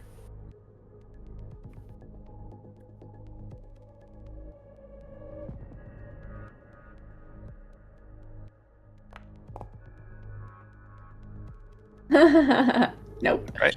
You take 2d6 bludgeoning damage as this force is pushing down on you, making it harder to breathe and so on. Hey, you rolled low on that, thankfully. At least if you're going to roll low, it might as well be on damage rolls, right? That you take. Right. So you're struggling to breathe. You don't feel like you can move very fast. Functionally, you have half movement speed, and you are in a chamber that you can't see. You can't really sense. It's in pitch black. If you hold your arms out, you can feel that your companions are still nearby you. And Sarah has passed along what information. Well, Sarah, I don't want to assume that for you. Actually, would you have given them some? I would have. Okay. Yeah, I would have at least let them know that we were looking for something. Okay. So you know you need to find something in this room, but you don't know how you're even going to go about it. So, what are you doing? Okay. Do I have a feeling that my light cantrip would do anything or no? You don't know. Yeah, I'm gonna use my light cantrip. Okay. You cast it. You grab the orb from your belt. The little is it stone? I forget. The little. It's a little glass orb.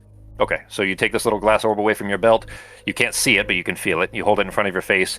You finish the incantation for light. It immediately illuminates, and just you are instantly blinded because it is a pitch black space that is instantly illuminated, and then sputters out just as quickly. Okay, so that didn't work.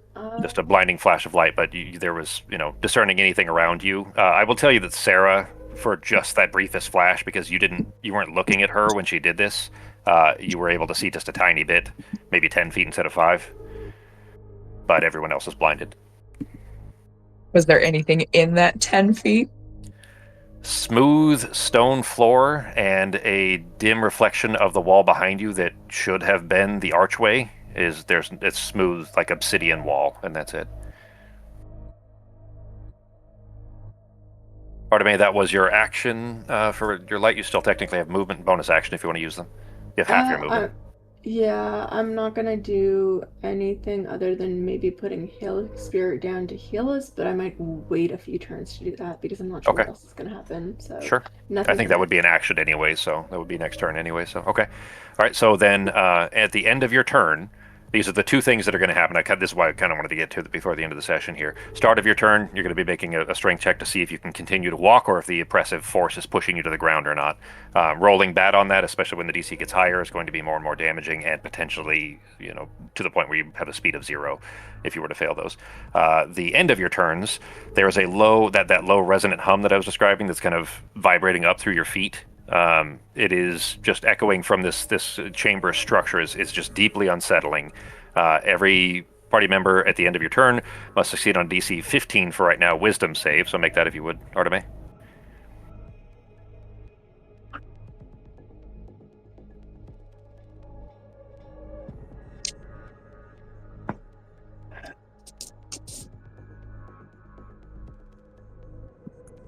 Jeez, I messed that up, didn't I? Oh, 29. Okay, so you managed to shrug that off surprisingly well, considering your earlier rolls for today.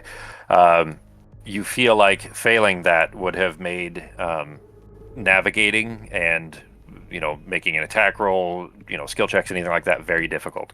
Basically, the end of your turn, if you fail the wisdom save, your next not necessarily action, but attack D20 roll effectively would be a disadvantage. So you guys will be trying to stumble your way through no senses until you find what it is you need to find in this place. Trying to suss out the best way you can do that. This is Sarah's test, but all of you are able to participate. There are potentially impacts if others of you solve things that basically, if you assist Sarah and she succeeds, that's better than you doing it on your own or her doing it. Her doing it by herself is fine. You guys assisting her is fine. You guys doing it in place of her, without her, may not necessarily count against her, but wouldn't give her bonus, if that makes sense. She'd get fewer points, for lack of a better term. So, with that said, that's where we will leave off tonight's session.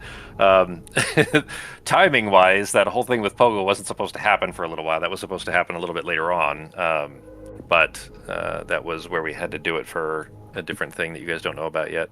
So,